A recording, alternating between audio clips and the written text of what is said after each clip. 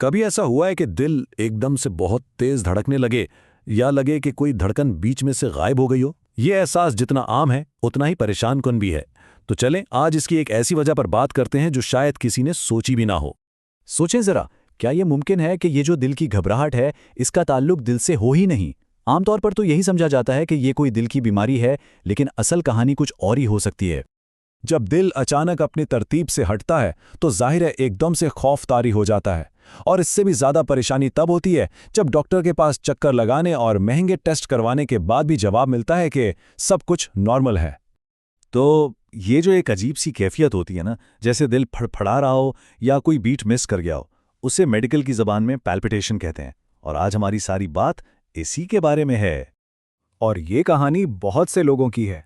सारे test clear आते हैं और आखिर में कह दिया जाता है कि भाई ये तो बस टेंशन की वजह से है, लेकिन अंदर का मसला वहीं का वही रहता है।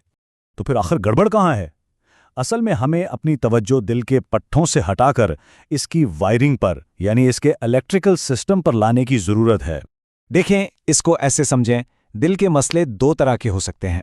एक है स्ट्रक्चरल, यानी दिल की बनावट में, उसके पट्ठों या वाल्व्स में कोई मसला हो, और दूसरा है इलेक्ट्रिकल, यानी वो सिग्नल जो दिल को धड़कने का हुक्म देते हैं, उनमें कोई गड़बड़ है। हम आज इस दूसरे मसले पर बात कर रहे हैं। और ये जो पूरा इलेक्ट्रिकल सिस्टम है ना, ये चलता है इलेक्ट्रोलाइट्स पर। ये वो ख़ास मिनरल्स हैं जो जिस्म में बिजली की तरसील का काम करते हैं। अगर इनका बैलेंस आउट हो जाए तो दिल की धड़कन भी आउट हो जाती है। अच्छा, तो इन सारे इलेक्ट्रोलाइट्स में एक है मेन प्लेयर, एक ऐसा हीरो मिनरल जो इस पूरे मसले को ठीक कर सकता है, और उसका नाम है मैग्नीशियम।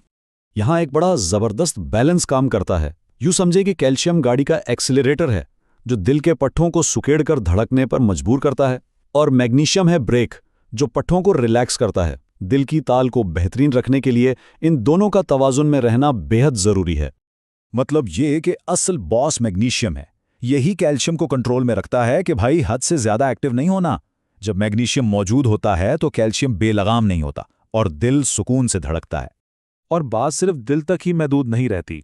अगर जिस्म में मैग्नीशियम की कमी हो तो अक्सर पट्ठों में खिंचाव महसूस होता है, रात को नींद ठीक से नहीं आती और हर वक्त बेचैनी सी तारी रहती है। तो फिर सवाल यह है कि ब्लड टेस्ट में ये कमी नज़र क्यों नहीं आती? वजह बहुत हैरानकुन है। हमारे जिस्म का 99% मैग्नीशियम खून में नहीं बल्कि हमारे खुलियों के अंदर होता है, इसलिए आम ब्लड टेस्ट उस कमी को पकड़ ही नहीं पाता। अच्छा, तो अब सवाल ये पैदा होता है कि आखिर ये कमी होती ही क्यों है। चलें इसकी कुछ बड़ी वजूहात देखते हैं। पहली वजह है हमारा लाइफस्टाइल। हर वक्त का स्ट्रेस, नींद का पूरा ना होना और यहाँ तक कि बहुत ज़्यादा वर्जिश भी। इन सब हालतों में जिस्म मैग्नीशियम को तेज़ी से इस्तेमाल करता है, जिससे इसकी ज़रूरत बढ़ जाती है। फिर कुछ चीज़ें ऐसी हैं जो जिस्म से मैग्नीशियम को बाहर निकाल फेंकती हैं। बहुत ज़्यादा कॉफ़ी पीना, कुछ ख़ास किस्म की डाइट्स पर होना और शदीद गर्मी में पसीना बहाना, ये सब जिस्म में इसकी मिकदार को कम कर देते हैं।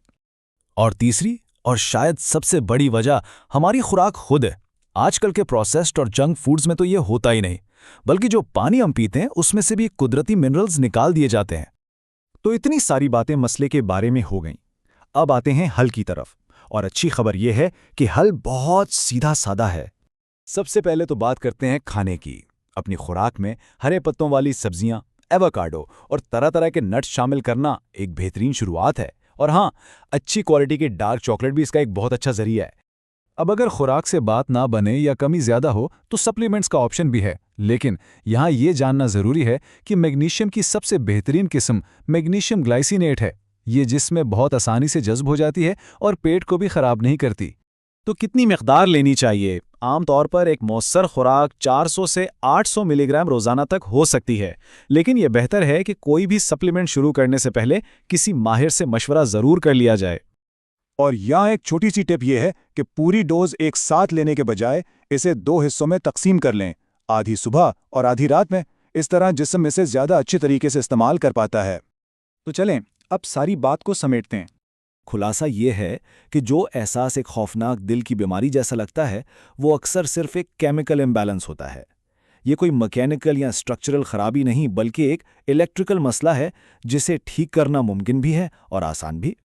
और ये बात हमें एक बहुत बड़े और अहम सवाल पर लाकर छोड़ती है सेहत के और कौन से ऐसे लाइलाज समझे जाने वाले मसाइल हैं जिनका असल और सादा हल शायद हमारी प्लेट में मौजूद हो।